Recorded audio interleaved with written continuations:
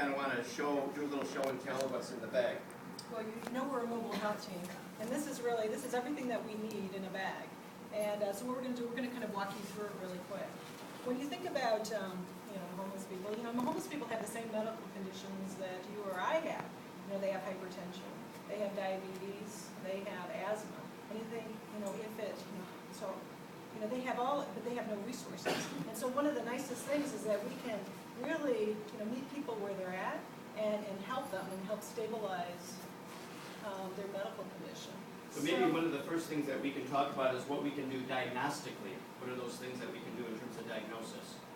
Well, we have the otoscope and of course the blood pressure. And I know we have somewhere in here there's a glucometer for checking sugars and that sort of thing. There's also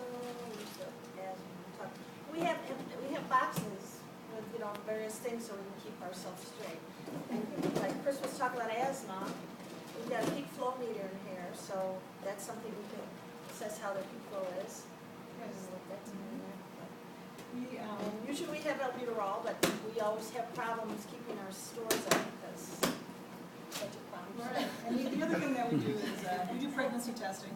We can check for strep tests, strep throat. You can also do HIV testing. testing. So HIV testing on site.